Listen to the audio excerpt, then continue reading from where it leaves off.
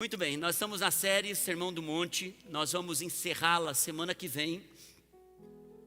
Eu confesso para vocês que depois de 4 ou 5 vezes que eu já preguei essa série nos últimos anos, cada ano que a gente entra nessa série, o Senhor mexe mais com o meu coração.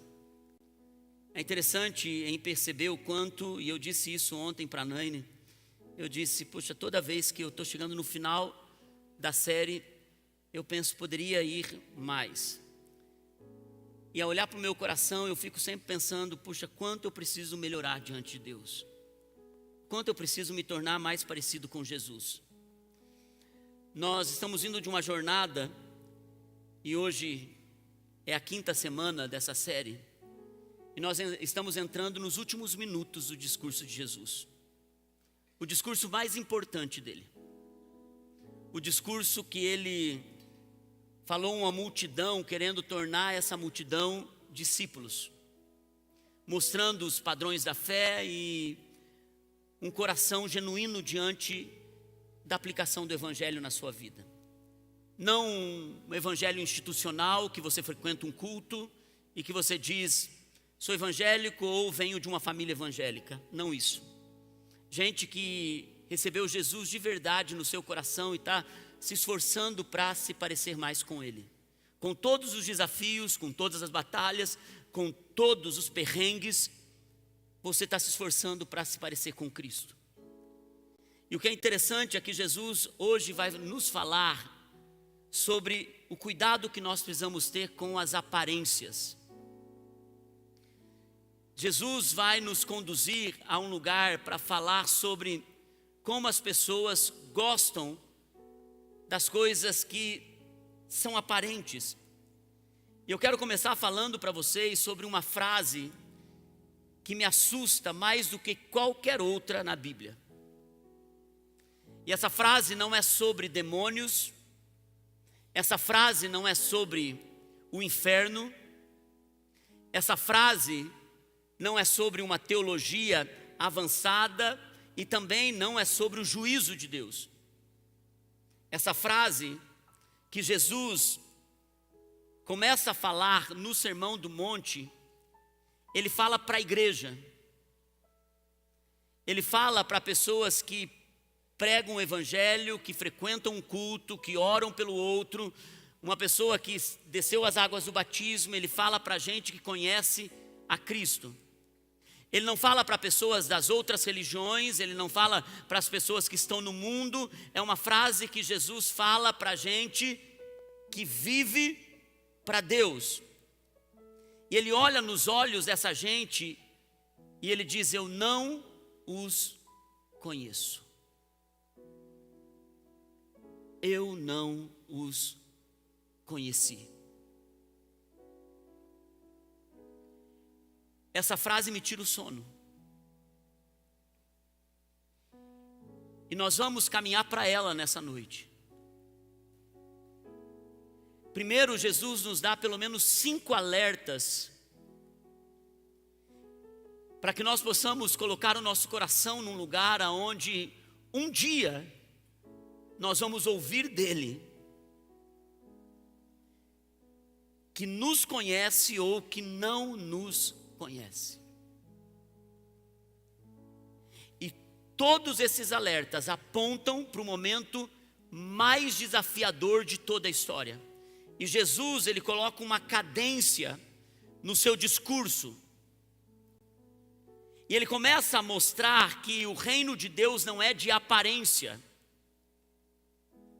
Que o reino de Deus não é aquilo que o homem mostra de forma externa.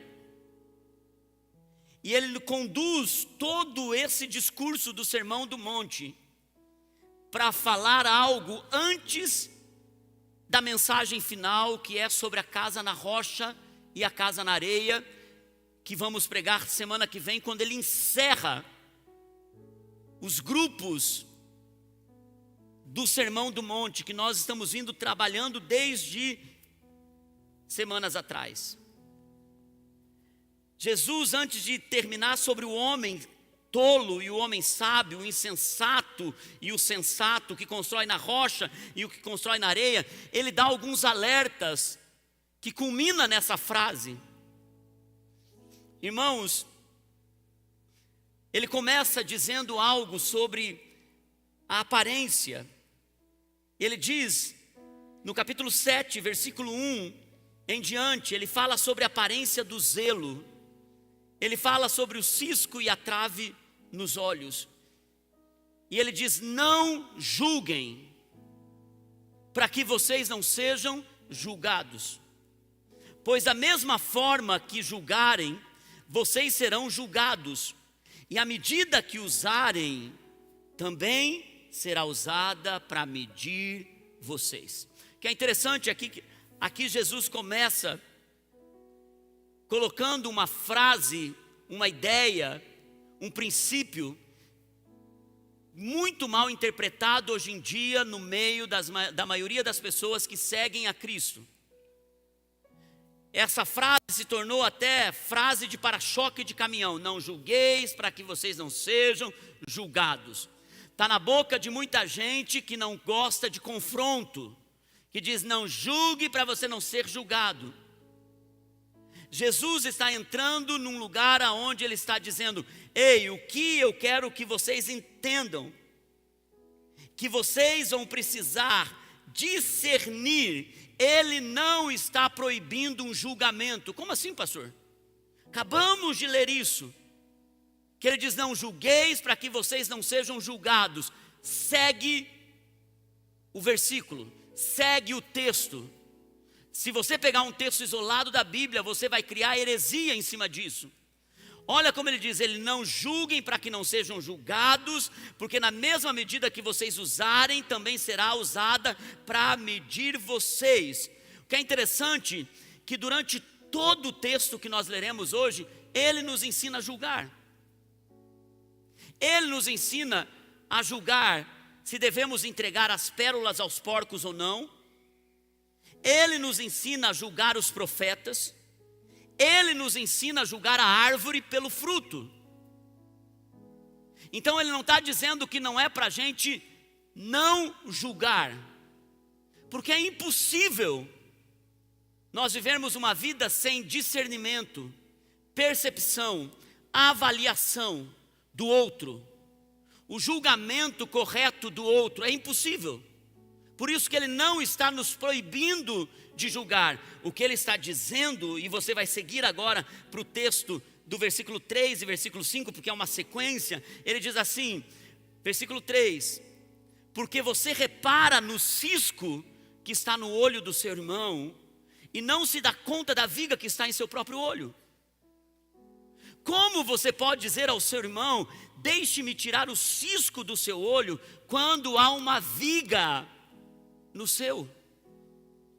Hipócrita, hipócrita, tire primeiro a viga do seu olho, e então você verá claramente para tirar o cisco do olho do seu irmão. Jesus está dizendo, o problema não é o julgamento, o problema é do lugar que você está julgando. Porque você senta num lugar de julgamento, e para esconder os seus próprios erros, para preservar as suas próprias falhas, você julga o outro. Você vê o erro do outro, você vê o cisco que está no olho do outro, e não percebe a trave, o erro, a falha que está no seu próprio, na sua própria vida. E Jesus então está confrontando isso. Ele está dizendo, vocês não estão vendo com clareza, porque você primeiro precisa limpar a si mesmo, tirar o que te faz perceber o outro. Porque como você é capaz de julgar o outro, condenar o outro, apontar o dedo em riste para o outro, falar mal do outro, fazer comentáriozinho do outro, questionar a integridade do outro e colocar suas opiniões sobre a vida do outro, quando você não olha para a sua própria vida? Você é capaz de criar confusão com as pessoas, quando na verdade a sua própria vida não tem moral para isso. Jesus então está dizendo, antes de você fazer o julgamento, limpe a sua vida. Porque ele diz, então você verá claramente. E para que você verá claramente? Para ficar julgando o outro de um lugar agora em que você está limpo? Não. Ele diz, você verá claramente para poder tirar. E a palavra original aqui é ajudar aquele que tem um cisco no olho. Todas as vezes que você sai do lugar de julgamento, irmãos, quando você tem questões que você não trata e você quer esconder, você julga o outro de uma forma feroz. Quando você tem clareza, porque você está se sentindo perdoado, Deus está limpando o teu coração, você entra num ambiente de misericórdia e você olha para o outro e você ajuda o outro a ver melhor também. Quantos de vocês já tiveram a oportunidade de ajudar alguém que o cisco entrou no olho? Entrou um cisco no meu olho e a pessoa não consegue abrir. O que você faz? Você chega correndo, você abre o olho da pessoa, você pega um pano e você esfrega o olho dela e você tenta com uma pinça tirar o cisco. Você faz isso? Não. Primeira coisa que você faz, você vai com cuidado, porque você está vendo. Ela não está vendo, mas você está vendo. Você abre e você faz o quê? Assopra. Você faz o quê? Assopra. Você assopra. E você faz isso de que forma? Bem perto. Você não pode fazer isso de longe. Você tem que chegar bem perto para que você possa ajudar essa pessoa. Sabe o que o julgador faz? De longe ele julga. Mas quem vê claramente, ele diz, olha, eu tinha uma trave no meu olho. Eu vou chegar bem perto para ajudar esse irmão, para levantar esse irmão. Essa pessoa que está em falha, essa pessoa que está errando, essa pessoa que está num processo de queda, eu vou ajudá-la a vencer, eu vou ajudá-la a crescer, eu vou ajudá-la a sair desse buraco. Por quê? Porque agora você está vendo claramente. Jesus então está nos ensinando esse tipo de julgamento. Jesus não nos manda ignorar o cisco que está no olho do irmão. Ele manda você tirar a trave primeiro do seu. Jesus está dizendo, comece por você. Comece por você. Aí você vai enxergar direito para ajudar o seu irmão. Ajudar o seu irmão. Aí ele começa a falar sobre a aparência de generosidade espiritual, uma aparência de espiritualidade. Ele fala sobre as pérolas que são lançadas aos porcos. Versículo 6 diz assim: não deem o que é sagrado aos cães, nem atirem suas pérolas aos porcos. Caso contrário, estes as pisarão e aqueles, voltando-se contra você, os despedaçarão. Queridos, aqui tem um versículo de transição, que às vezes a gente não entende por que Jesus colocou ele nesse lugar. Porque depois de dizer não julguem, ele também está dizendo não sejam ingênuos. Ele está dizendo, eu quero que vocês entendam uma coisa: nem toda a verdade pode ser colocada em qualquer mesa. Vocês carregam algo precioso, sagrado. O evangelho, a nova vida, o estilo de vida que vocês têm é algo sagrado. E mais do que isso, a sua vida é uma vida consagrada a Deus. Quando você entregou ela para Cristo, você morreu para o mundo e a ela é de Jesus. O Espírito Santo habita em você, há um lugar sagrado em você. E o que ele está dizendo? Ele está dizendo, cuidado para você não sentar em qualquer mesa, cuidado para você não ficar querendo convencer as pessoas do evangelho que você está, porque algumas pessoas não estão preparadas para isso. Não é que elas sejam más, só não estão no momento ainda para receber aquilo que você quer entregar. Então você vai precisar algumas vezes se calar. Algumas vezes, ao invés de entrar em discussão, em algum tipo de brigas, que muita gente quer à força entregar o evangelho. Jesus está dizendo: eu quero que vocês tenham prudência. Irmãos, nós precisamos discernir que em alguns lugares tem uma resistência no coração, e a gente não pode apresentar a verdade ali, porque é como jogar pérolas aos porcos. Então nós vamos precisar reter aquilo. É interessante e é muito importante você entender algo aqui nessa parte do Sermão do Monte. Não é porque você não tem capacidade de entregar aquilo que Deus te deu, é porque muitos corações estão obstinados, e se você fizer isso, você vai ser despedaçado. Vocês já experimentaram algumas vezes que vocês chegaram em alguns lugares e parece que quase a sua alma foi arrancada. Não valeu a pena. Você foi com tanta pureza, com tanta sinceridade, mas aí o próprio ambiente foi gerando um desconforto e você usou palavras que não deveriam, e daí vira um enrosco. Mas eu sinto de falar também, queridos, que a nossa própria vida são pérolas, são coisas consagradas a Deus, e nós não podemos dar elas às nossas vidas, a um ambiente de imundícia, a um ambiente de porcos. E é por isso que Jesus está nos ensinando aqui. Se nós vamos a esses lugares, se nós pertencemos a alguns lugares, se nós apresentamos o que é sagrado em alguns lugares, nós sairemos despedaçados. E é por isso que talvez seja o aviso mais contracultural que existe na nossa geração, porque tudo que essa geração está fazendo, ela precisa compartilhar, ela precisa colocar nas redes, ela precisa falar em público. E Jesus está dizendo: tem um poder sobrenatural na reserva, em você proteger algo que é sagrado e entregar no tempo certo. E ele continua então falando sobre o Pai que dá. É interessante que no meio de todos os alertas, Jesus faz uma pausa e ele volta, como ele fez no capítulo 5, como ele fez no capítulo 6, como ele fez agora no capítulo 7.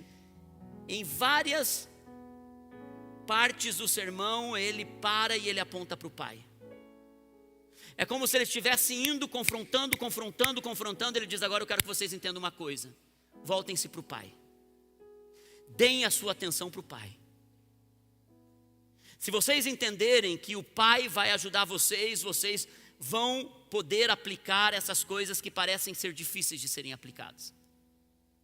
Então no versículo 7 e versículo 8 ele diz assim: peçam e será dado, busquem e encontrarão, batam e a porta será aberta, pois todo o que pede recebe, todo o que busca encontra, e aquele que bate a porta será aberta. Qual de vocês, se seu filho lhe pedir pão, lhe dará uma pedra? Ou se pedir peixe, lhe dará uma cobra? Se vocês, apesar de serem maus, sabem dar boas coisas aos seus filhos, quanto mais o Pai de vocês, que está nos céus, dará coisas boas aos que lhe pedirem. Assim, em tudo, façam aos outros o que vocês querem que eles façam a vocês, pois esta é a lei e os profetas. Nessa pausa, Jesus faz ela por uma razão incrível, genial na verdade, porque ele acabou de dizer que nós devemos discernir, e é difícil discernir. É difícil discernir as intenções do coração, é difícil perceber as pessoas que estão ao nosso redor, se elas são genuinamente o que estão dizendo que são. É difícil discernir pessoas que querem fazer um contrato ou não. É difícil discernir uma pessoa que quer entrar num relacionamento e as intenções desse relacionamento. É difícil discernir se uma pessoa está querendo ajudar ou ela na verdade está querendo manipular as coisas. É difícil discernir uma amizade. Também é difícil de perceber o cisco que está no olho do irmão, porque às vezes você quer ajudar, mas essa pessoa não quer ser ajudada. E Jesus então está dizendo: parem tudo. E tem uma forma de você discernir e você perceber. Se vocês pedirem, vai ser dado. Se vocês baterem, a porta será aberta. Se vocês buscarem, vocês acharão. Porque um pai mau sabe dar coisas boas para um filho. Imagina o pai de vocês, o Pai eterno. Se vocês lhe pedirem, Ele lhes dará. Ele responderá. Ele abrirá a porta. Jesus de novo está apontando, dizendo: o segredo desse sermão é que você volte para o Pai. Todas as vezes. Para ser feliz, para viver uma vida em prosperidade, volte para o Pai e faça a oração do Pai Nosso. Foi o que nós aprendemos no capítulo 5. No capítulo 6, você vai para o teu quarto secreto, volte-se para o Pai. No capítulo 7, ele está dizendo de novo: volte-se para o Pai. Irmãos, tudo tem a ver com a gente voltar para Deus. Para a gente entender que Ele é um Deus bom e que Ele nos ajuda a discernir. Você não vai ter discernimento, percepção, clareza, sabedoria se você não tiver com o Pai. Porque se você pede, Ele vai te dar. Se você busca, você vai encontrar. Se você bate, a porta vai se abrir. E esse é um lugar que nenhuma mão humana pode fazer por você.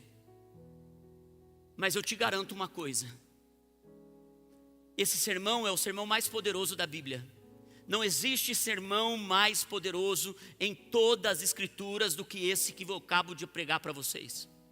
E Jesus nos garantiu: se vocês pedirem, Ele dará a vocês. Não sou eu que estou dizendo.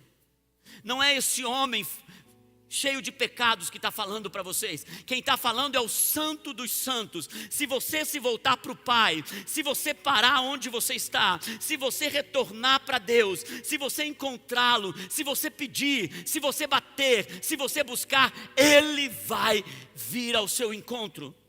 Ele virá a tua ajuda. Por quê, irmãos? Porque Ele é um Pai que sabe dar boas coisas aos filhos. E ele termina o argumento aqui dizendo, no versículo 12, ele diz assim: assim, em tudo, façam aos outros o que vocês querem que lhes façam, pois essa é a lei e os profetas. Jesus termina esse bloco com um conselho tremendo. Ele diz: sabe o que vocês precisam saber? Que tudo o que vocês receberam, vocês precisam dar aos outros. Vocês receberam perdão, dê perdão aos outros. Uma pessoa que recebeu generosamente vai ser generoso. Uma pessoa que foi perdoada vai perdoar. Façam aos outros o que vocês querem que façam a vocês. Porque Jesus nos ensinou algo: de Deus não se zomba. Tudo que o homem plantar, isso ele colherá. Eu vou falar um pouquinho à frente sobre isso. Queridos, tem uma regra de ouro. Eu digo que eu tenho ensinado meus filhos que para cada estação da sua vida eles precisam ter regras de ouro. Que eles podem chegar até um limite, mas eles não podem quebrar alguns valores e princípios. E a regra principal de ouro que nós trazemos no nosso casamento é que nós não vamos cruzar uma linha de desrespeito. Tem uma regra de ouro no nosso casamento, que nós não vamos entrar com qualquer tipo de palavras, ações que possam tornar o nosso casamento impossível de ser suportado. Nós temos uma regra de ouro, que a palavra divórcio nunca vai entrar, mesmo que a Naine queime o feijão. Isso nunca vai entrar no nosso casamento. Por quê? Porque nós decidimos que algumas coisas, nossa casa está blindada, e tantas outras que nós colocamos como parte da nossa vida. Aqui tem uma regra de ouro. Jesus está colocando, dizendo: se vocês pedirem ao Pai, vocês agora vão entrar por um caminho, e vamos falar sobre isso, sobre a porta que é estreita. Se você pedir ao Pai, e o que Ele lhe der tem uma regra de ouro: devolva aos outros, generosamente. Porque quando você retém, você é impedido de ser abençoado. Quem é abençoado, abençoa. Você pode repetir comigo isso? Diga: quem é abençoado, abençoa. Mais uma vez: quem é abençoado, abençoa. Mais uma vez: você recebe e você dá. Essa precisa ser uma regra de ouro para nós, porque é o que Jesus nos ensinou aqui no Sermão do Monte. E ele continua então falando sobre a aparência do caminho. E agora ele entra falando sobre a porta estreita e a porta larga. Versículo 13 e versículo 14. Entrem pela porta estreita, pois larga é a porta e amplo o caminho que leva à perdição. E são muitos os que entram por ela. Como é estreita a porta e apertado o caminho que leva à vida, são poucos que os encontram. 2 caminhos, 2 portas, 2 destinos. A imagem é bem simples. Inclusive, quando eu era um jovem, em muitas casas de irmãos que eu ia visitar, e eu tenho essa memória de adolescente, e de entrar nessas casas e ter um quadro nessa casa do caminho largo e do caminho estreito. Quantos já viram esse tipo de quadro? Alguns de vocês.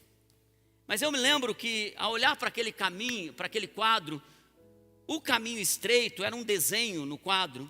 O caminho estreito era um portão até meio escondido, bem apertadinho, e quando você entrava, tinha ali do lado pessoas carregando o seu fardo, pessoas dizendo assim: ó, você vai suportar a doença, você vai suportar a dor, a perseguição, a pobreza.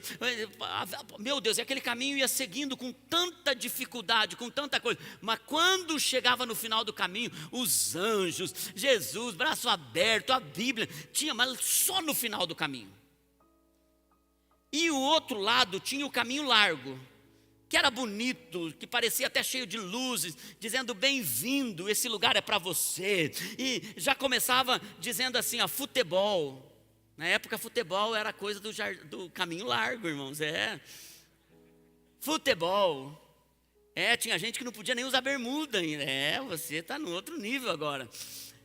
Futebol, cinema. Eu me lembro, eu pensava assim: meu Deus, cinema é do diabo. Teatro. Daí lá colocava boates, bebidas, e ia colocando um monte de coisa, prostituição, e todo aquele caminho largo. Mas aquele caminho era enorme, bem bonito, aquela coisa. E quando chegava lá no final, um abismo, e daí um fogo, e o diabão lá, assim. Então, ou seja, a pessoa se divertiu a vida inteira, vai passar a eternidade no inferno. Mas esse caminho aqui é um caminho de sofrimento, sofrimento, sofrimento, sofrimento, sofrimento. E quando chegava lá, anjos, Jesus, coisa, aquela coisa assim, eu pensava: meu Deus, muitas vezes eu pensei: será que é esse que eu quero mesmo? Irmão, Jesus não está falando isso. Jesus não está falando isso. Sabe o que Jesus está falando? Ele está dizendo: tem um caminho que é estreito. Você não vai poder passar com bagagem nenhuma. Todos os seus pecados, todos os seus fardos, todos os seus erros, toda a sua vida promíscua, não consegue passar por esse caminho. A única coisa que passa por esse caminho é a tua essência, é quem você é no propósito original de Deus. E você vai ter que passar por esse caminho. Se você quiser trazer algo, Ele não vai conseguir ir com você. Esse caminho é estreito, porque ele vai apertar você até o ponto do seu caráter ser espremido. Esse caminho é estreito, porque vai doer perdoar. Esse caminho é estreito, porque você não vai conseguir levar aquilo que aparentemente trazia prazeres momentâneos, e você vai ter que entrar por ele. E você vai perceber que depois que você entra por ele, você vai ter algo que ninguém vê, porque só vê o caminho estreito. Depois que você entra por ele, tem um caminhar, que eu já vou falar sobre isso. O caminho largo, irmãos, ele é amplo, ele é atrativo. O caminho largo, você não tem que abrir mão de nada. O caminho largo, você pode tudo. O caminho largo não tem regras, valores, princípios, renúncia. O caminho largo, é Jesus que está falando. E muitas pessoas, e eu sou pastor há muito tempo para saber disso, muitas pessoas não escolhem o caminho largo por maldade. Eles escolhem porque é mais óbvio, é mais fácil. Você não precisa deixar nenhuma carga. Você pode andar do jeito que você quiser, carregar o que você quiser, ser o que você quiser. A sociedade está dizendo que amor é livre, amor é livre. A sociedade está dizendo seja o que você quiser, a sua identidade de gênero, sua identidade sexual, aquilo que, por quê? Porque você pode tudo. O caminho largo não tem renúncia, não tem entrega. Todos os dois, um tem uma consequência e outro tem uma recompensa. Só que depois que você entra pelo caminho estreito, é diferente do que o quadro diz. Porque a hora que você entra pelo caminho estreito, você conhece o Jesus, o Sermão do Monte, que ele diz: sabe o que eu tenho para vocês? Vocês serão felizes. É assim que o Sermão do Monte começa. Ele diz: felizes aqueles que têm o coração certo, felizes aqueles que são puros de coração, felizes aqueles que são puros. E Jesus começa a falar sobre a felicidade. E quando você entra pelo caminho estreito e você vai andando com Jesus, você percebe que você não está sozinho, que você tem alguém que ajuda você a carregar seus fardos. Você tem alguém que te ajuda a carregar os seus pesos, que perdoa as suas falhas, que te ama, que te levanta quando você cai. E você percebe que a coisa mais linda andar nesse caminho estreito é que você vai ver seus filhos, sua família, sua casa, amando a Jesus de todo o coração, com toda a sua fé. Você vai perceber que no caminho estreito, Cristo se torna o dono do seu dinheiro, e o seu dinheiro tem um propósito. Você se torna generoso, por quê? Porque no caminho estreito, ao invés de sofrimento, você tem aquele que venceu a morte por você. No caminho estreito, você tem, ao invés de escassez, no caminho estreito, você deixou tudo para trás e você decidiu andar com Cristo. Então, naquele momento, Jesus começa a ser para você o dono da sua história, e Ele te protege com o sangue precioso dEle, e o inimigo não pode te tocar. Porque Ele não está te preparando apenas para essa vida, Ele está te preparando para a vida eterna. E o que acontece no caminho estreito, o inimigo está dizendo assim, ó, o pecado superabundou abundou na sua vida. O pecado encheu você de coisas. Mas quando você entra, a graça superabunda na sua vida. Irmão, sabe o que é isso? O pecado, ele transborda num nível, mas a graça, ela super transborda. Ela vai além. No caminho estreito, te aponta para a eternidade com Jesus. Mas não é sofrimento e alegria no final. É alegria com Cristo todo o tempo, porque Ele diz: na sua fraqueza, eu que sou a sua força. Eu não te deixarei, e eu não te abandonarei. No caminho largo, você anda pelo seu próprio esforço, irmãos. Lute sozinho. E além de tudo, a consequência do caminho largo é que você faz uma escolha hoje, achando que é mais fácil. E a consequência não é só na eternidade. A consequência do caminho largo vai te alcançar logo ali à frente. É pesada, destruidora, e muitos escolhem por isso. E Jesus está alertando isso, um alerta, para chegar no ponto que daqui a pouco nós vamos chegar. Jesus está mostrando que o reino de Deus nunca se apresenta como opção mais fácil. Sabe aquele caminho que forma o caráter, que vai apertar você, o caminho que faz com que você seja transformado, que vai custar tudo para você, e o perdão que vai te libertar, e que vai muitas vezes te esmagar e vai custar muito. E é justamente porque custa, porque dói, porque te aperta, é que o caminho estreito vai te conduzir a um lugar de paz e esperança permanente. Jesus agora vai para um outro alerta. Ele diz: eu quero alertar vocês sobre a aparência de profeta. E eu quero falar com vocês sobre árvores e frutos. Versículo 15 em diante diz assim: cuidado com os falsos profetas.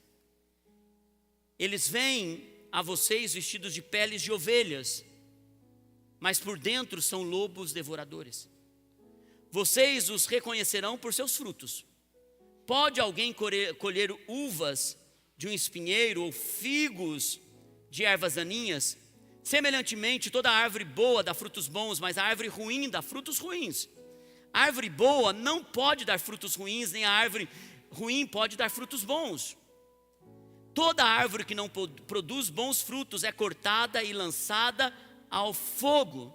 Assim, irmãos, pelos seus frutos vocês os reconhecerão. Vestidos de ovelhas, disse Jesus sobre alguns profetas. Hipócrita de novo, máscara de novo. A mesma lógica lá do capítulo 6 que nós falamos sobre a hipocrisia. Por fora, um figurino perfeito. Por fora, uma oratória perfeita. Por fora, uma aparência de religiosidade que você fica até admirado. Por fora, um espetáculo público. Jesus está dizendo: cuidado, porque muitos deles são lobos vestidos de ovelhas. Jesus está nos dando um alerta. Por isso a importância de você estar numa comunidade da fé, sendo cuidado numa igreja séria. Por isso você precisa conhecer a história, a família que você está entrando na sua jornada de fé. Porque eu falei isso para o Integração ontem. Nós tivemos muitos irmãos chegando na igreja ontem à tarde. E eu disse para eles: irmãos, se você vem para cá, cuidado com o teu desejo de ficar buscando profetas fora, mensageiros, pregadores fora. Por quê? Porque muitos com aparência de ovelha são lobos por dentro. E eu disse: cuidado com quem você deixa colocar a mão na sua cabeça. Porque muita gente chega cheio de arrepios, e eu quero, eis que Deus está me falando, minha irmã, que o Senhor te usará, provisão está vindo, vejo moedas caindo de ouro, vejo baús saindo de dentro da terra, e eis que o Senhor vai manifestar glória, e eis que Deus vai fazer algo sobrenatural, te enviarei para a Islândia, Finlândia, Buenos Aires, e ainda para o Paraguai para comprar monjaro. Ei, meu irmão, vai ser uma bênção. Ah, irmão, mas tem de tudo. De tudo. De tudo. E sabe o que nós fazemos? Nós não. Sabe quem faz isso? Que deixa quem você não conhece, só porque disseram que é. Não tem eira, nem beira, não tem pastor, não tem vida. Às vezes fora dali está roubando, está adulterando, está mentindo, mas está manifestando como se fosse ovelha. A Bíblia diz que você vai receber aquilo que você celebra. E é por isso, irmãos, que às vezes você está recebendo, ao invés de bênção, maldição na sua vida. Não é qualquer pessoa que pode colocar a mão na nossa cabeça. Quando você está numa igreja, tem pessoas que têm autoridade da igreja para colocar as mãos na sua cabeça. Então você não recebe a oração dessa pessoa, você recebe a bênção da igreja. Agora é importante você entender uma coisa. Bem importante isso, irmãos. Quando você está buscando todo tipo de coisa, você desvaloriza aquilo que muitas vezes é simples, puro, como um líder de GC, que não tem eloquência, não tem um figurino, mas está ali, de joelho no chão, jejuando por você, orando pelo grupo. E ele está orando por você, e quando ele coloca as mãos sobre você, tem uma glória de Deus, porque é uma ovelha vestida de ovelha. É gente de verdade, simples, porque a ovelhinha é um animalzinho puro, singelo. E Jesus está dizendo, cuidado com a aparência, porque pela árvore se conhece os frutos. Depois voltamos para raízes. Lembra que eu falei que a raiz do adultério é o primeiro olhar, é o olhar. Que a raiz do assassinato é o ódio. Então, não esqueça que o que a raiz estiver recebendo, a árvore vai manifestar. Os frutos dessa árvore é o que vem da raiz. Se você não corta a raiz, essa árvore não vai ser uma árvore boa. Se você não corta uma raiz má, a árvore não vai ser uma árvore boa. Por isso, irmãos, a Bíblia diz, de Deus não se zomba, tudo que o homem plantar, isso ele colherá. Tem uma consequência nisso. E agora nós chegamos na frase que eu comecei esse sermão. A aparência de fé. Mateus 7, 21 a 23. Nem todo aquele que me diz, Senhor, Senhor. Eu já disse para vocês algumas vezes aqui, que todas as vezes que você lê palavras duas vezes na Bíblia, por exemplo, mestre, mestre, Senhor, Senhor, Marta, Marta, ai, ai de você. Isso tem um significado muito profundo, porque é Deus dando ênfase naquilo, e quem está dizendo também está dando uma importância para aquilo que está dizendo. E Jesus usa isso duas vezes. Ele está dizendo aqui, todo aquele que me diz Senhor, Senhor, entrará no reino dos céus, mas apenas aquele que faz a vontade, olha isso, irmãos, grave isso, do meu Pai que está nos céus. Muitos me dirão naquele dia, Senhor, Senhor, não profetizamos em teu nome? Em teu nome não expulsamos demônios? E não realizamos muitos milagres? Então eu lhes direi claramente, nunca os conheci. Afastem-se de mim, vocês que praticam o mal. Essa passagem me tira o sono. Eu quero dizer para vocês que sexta, quando eu estava estudando um pouquinho mais essa palavra, ela me tirou lágrimas também. Ontem, quando eu parei um pouquinho mais para estudar ela me deu muito temor. E hoje pela manhã, quando eu levantei bem cedo para orar e para estar um pouco mais imerso na palavra, de novo eu chorei diante do Senhor. Eu disse, Senhor, por favor, eu não quero ouvir isso do Senhor. Eu não quero, depois de ter servido, pregado, amado, trabalhado, feito tanto, Eu não quero ouvir isso do Senhor. Irmãos, porque o currículo dessas pessoas que Jesus fala é um currículo muito alto. Elas frequentavam um culto, elas faziam jejuns, elas devolviam seus dízimos, elas frequentavam uma igreja todo domingo, elas convidavam seus amigos, elas serviam nos ministérios, elas estavam trabalhando em alguma coisa, algumas delas profetizando, outras delas curando enfermos, outras pregando forte. E Jesus diz 2 vezes: vocês me chamaram Senhor, Senhor.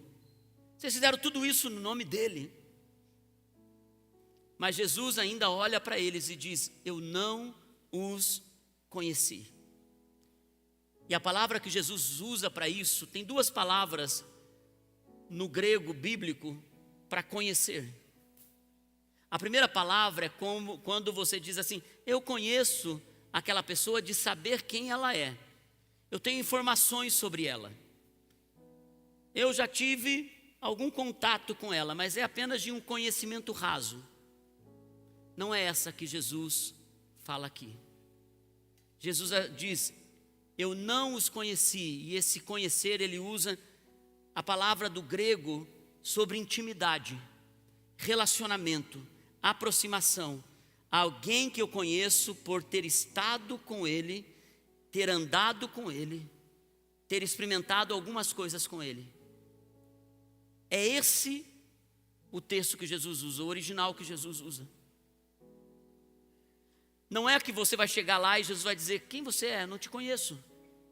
Não, ele vai saber quem nós somos.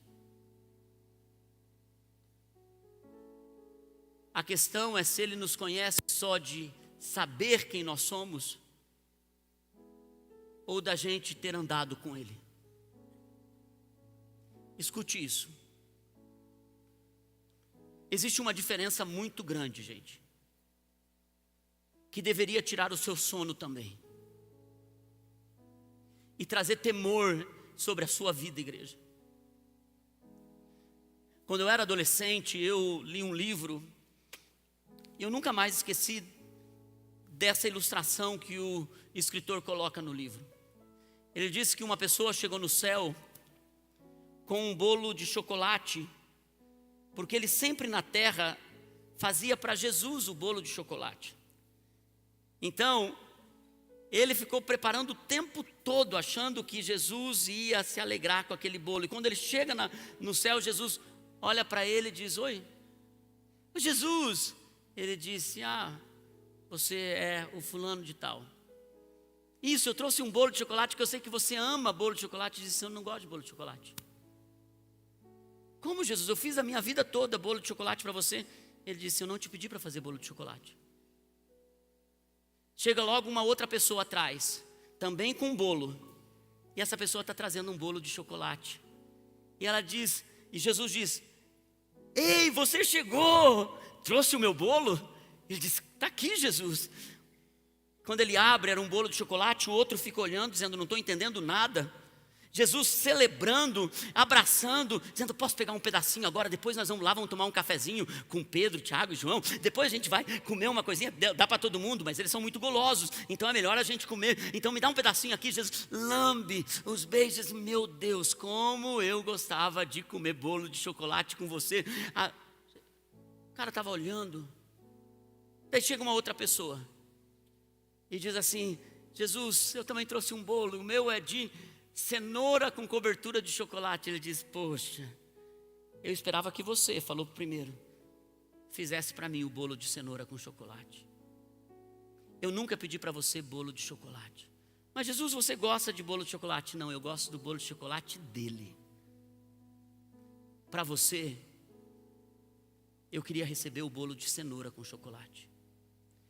Parece uma história tão simples que eu nunca mais esqueci. E todas as vezes que eu estou para tomar algumas decisões do que fazer, em que movimento entrar, o que pensar sobre aonde eu posso me envolver mais, eu sempre penso: Senhor, eu vou fazer bolo de chocolate que o Senhor gosta? Ou eu vou estar produzindo algo que o Senhor não espera de mim? Eu vou estar fazendo algo que o Senhor não espera que eu faça? Tudo que Jesus nos ensinou, Ele disse: façam a vontade do Pai. E Ele fez isso. Jesus, com todo o poder que Ele tinha, com toda a glória que habitava nele, a autoridade dos céus e na terra, Ele poderia ter pregado o Evangelho, anunciado sobre o reino para a Europa, para a Ásia, para a África. Ele poderia ter ido até os confins da terra, e Ele ficou em um quadradinho territorial chamado Israel. E Ele disse: eu vim para fazer a vontade do meu Pai. Ele poderia ter se teletransportado, Ele poderia estar em vários lugares ao mesmo tempo, porque Ele é Deus, mas Ele decidiu ficar em Israel, naquele povinho, naquela coisa tão pequena, aparentemente medíocre, fazendo um ministério para alcançar poucas pessoas. E Ele então decide fazer a vontade do Pai, que era restaurar o reino naquele lugar. Paulo depois vai para a Europa. Os apóstolos vão para os outros países, outros continentes. Jesus não. Jesus só fez o bolo de chocolate. Irmãos, eu quero dizer uma coisa para você. O dia que você chegar lá, não é sobre o que você fez para Ele. É sobre o que você sabia que Ele amava em você, que você fazia para Ele. Às vezes tudo que Deus te chamou é para ser um contador. Alguns de vocês, Deus te chamou ao invés de estar na porta, na recepção, e isso é nobre, mas talvez é gastar sua vida como um líder de grupo de crescimento. Talvez algumas de vocês, Deus disse: não é pouco você ensinar a palavra para os seus filhos e amar seus filhos e dar tudo o que você pode para eles conhecerem a Cristo, porque talvez você ache que foi chamado para ir para as nações, mas está gerando filhos no Senhor que irão para as nações. Não é pequeno o que você faz, se é o que Deus pede que você faça. Irmãos, e a coisa mais linda é que a gente vai andar com Deus aqui nessa terra, e Ele não vai nos conhecer pelo trabalho que nós fazemos, mas pelos encontros que nós tivemos com Ele. Pelos momentos que você fechou a porta do seu quarto e que você chorou na presença dEle. Que você entregou suas falhas, seus fracassos, seus pecados, seus erros. Irmão, sabe o que eu espero naquele dia? É que Ele olhe para mim e Ele diga: Márcio, obrigado por a gente ter andado junto. Obrigado você, Jesus, meu Deus, eu que tenho que te agradecer. Não, vem aqui, meu Deus do céu, eu não vi a hora de você chegar. Puxa, você cuidou do seu corpo, demorou para chegar, hein? Fica a dica. E que bom que você chegou, Márcio, que a gente comeu cada bolo de chocolate lá na terra, hein? Que ninguém viu.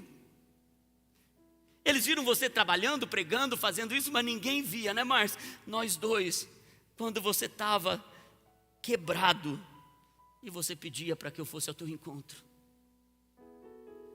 Márcio, que gostoso era o tempo que a gente estava sozinho e você vinha cheio de pecados e você dizia: Deus, mais uma vez estou aqui. E eu amava te ajudar na sua fraqueza, filho. Filho, que alegria poder ver que aquela situação, lembra que podia ter te quebrado e você correu para mim. Aquilo foi o momento mais difícil, né? Mas você viu que eu te dei força. Obrigado por você ter renunciado tanta coisa por amor a mim também, Márcio. Foi tão gostoso estar com você lá. E agora a gente vai comer junto. Agora eu quero desfrutar mais a vida eterna com você. Irmãos, tudo que eu quero ouvir do meu Jesus é: eu sei quem você é, meu filho. E eu amei andar com você na terra. Irmãos, agora pensa numa coisa: 80 a 100 anos nessa terra. E você gastou toda a sua vida sem ter conhecido a Deus e se deixar conhecer por Deus. Pensa os anos que você vai ver nessa terra e você não leu a Bíblia uma vez inteira. 80 anos e você não leu a Bíblia uma vez inteira. 80 anos e você não tem memórias de encontros com Deus, porque você o encontrou quando você tinha 13 anos. Porque você estava ocupado, distraído, correndo, até trabalhando, servindo. Deus não vai te conhecer por aquilo que você faz. E quem tem encontros com Ele, sai dizendo: eu quero te servir, Senhor. Eu quero te entregar tudo o que eu sou. Irmãos, isso deveria nos tirar o sono. Isso deveria nos arrancar até a nossa paz. Porque dá para fazer muito sem ser conhecido. Dá para ter o currículo mais impressionante dessa terra de ministério ou de trabalho, sem ter intimidade com Jesus. Não é pequeno o que Ele te chamou para fazer, nunca é pequeno. Não é pequeno. A aparência mais perigosa de todas não é de ser hipócrita, irmãos, escuta isso. Mas é de ser um religioso que frequenta culto de domingo, que está trabalhando, fazendo, mas não está tendo encontros com Jesus. E Ele está nos dando um alerta: eu não os conheci. Eu não os conheci. Porque está ocupado demais com as suas coisas do que para as coisas para Deus. Vou pedir para a equipe de louvor subir. Eu quero deixar um desafio para você nessa noite. Eu vou pedir para que você possa essa semana e nessa noite encontrar na sua agenda mental tempos com Deus. Alguns de vocês vão estar com crianças em casa essa semana ou nessas férias. Alguns de vocês até se organizaram para tirar férias no mesmo período que as crianças. Alguns de vocês talvez vão ter menos tempo, mas isso nunca pode ser desculpa, porque nós vamos lembrar que nós tivemos tempo para tantas coisas, menos para conhecer a Deus. E eu quero desafiar você de verdade, coisas que precisam te tirar o sono, que você organize um tempo todos os dias, para você ter história com Deus. Essa igreja não pode ser uma igreja de final de semana, irmãos. Essa igreja não pode ser uma igreja que frequenta bonitos cultos e faz obra social maravilhosa na cidade, e tem muitos líderes espalhados pela cidade toda, muitas casas. Não pode ser só isso. Essa igreja precisa conhecer Jesus, precisa amar a Deus. Essa igreja precisa ter encontros com Deus. Essa igreja precisa dar tempo para Ele. Essa igreja precisa encontrar o Senhor. Essa igreja precisa conhecer o Deus da Bíblia. Irmão, Jesus está nos chamando. É um alerta, vida plena, é um alerta. É um alerta. porque quando você chegar lá, tudo que você vai querer ouvir, entre, meu filho amado, para o descanso eterno, para a alegria, para o gozo do seu Senhor.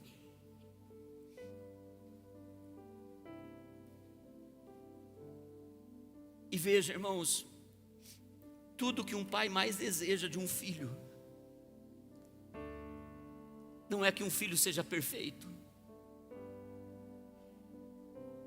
mas é que um filho busque fazer a vontade do pai. Tudo que eu quero ouvir do Senhor quando chegar lá é: Márcio, você foi difícil, mas uma coisa eu sei, você não foi perfeito, meu filho, mas você foi fiel.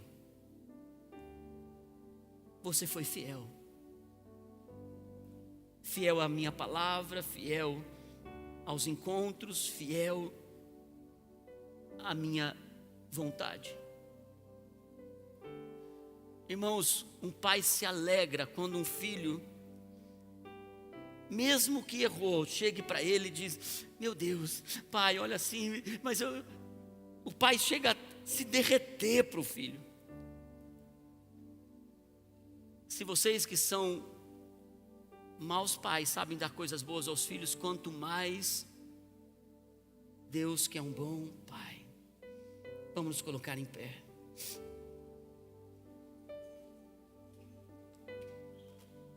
Abra tuas mãos. Abra o seu coração. Feche seus olhos. Enquanto nós vamos ouvir essa canção, você vai construir uma agenda do qual você vai dizer: Senhor, eu vou começar.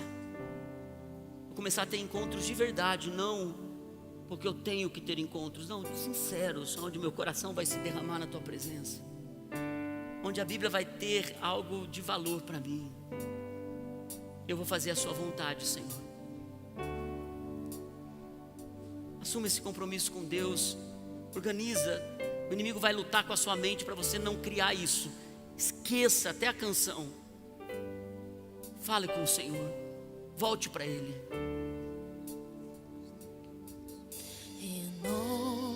Renova-me, Fala com o Senhor. Senhor Jesus. Faz compromissos com Ele. Já não quero ser igual. Renova-me, Senhor Jesus. Põe em mim teu coração, porque tudo que há Sim, dentro Jesus. de mim Jesus. necessita ser mudado, Senhor, porque tudo que há dentro do meu coração necessita mais de ti. Vamos cantar juntos. Renova-me. Renova-me, Senhor Jesus. Já não quero ser igual. Renova-me, Senhor Jesus. Põe em mim teu coração, porque tudo que há dentro de mim necessita ser mudado, Senhor, porque tudo que há dentro do meu coração necessita mais de ti. Espírito Santo, sela essa palavra com a tua promessa. Sela essa palavra com o poder que vem do alto. Senhor, nós oramos para que essa igreja possa te conhecer, e se fazer conhecida do Senhor. Ah, Senhor, que nós possamos nos preparar para aquele dia e sermos fiéis até o dia de Cristo Jesus. Pai, eu oro para que o Senhor possa cuidar deles, que o mundo não os atraia, que o mundo não os quebre, que o mundo não os devore, que os cães e os porcos não os despedacem, Senhor. Eu oro, Espírito Santo, acende a chama de novo, Senhor. Acende a chama de novo nessa igreja, meu Deus. Nossa oração, Senhor, é que nós possamos amar e viver uma vida de amor pelo Senhor, porque a tua palavra diz: de todas as coisas, ame o seu Deus, com toda a sua força, com todo o seu entendimento, com toda a sua alma. Pai, nós oramos ao Senhor, nos ensina a te amar, em nome de Jesus. Amém, amém e amém. Deus abençoe, uma boa semana. Vão com Deus, abençoados em nome de Jesus.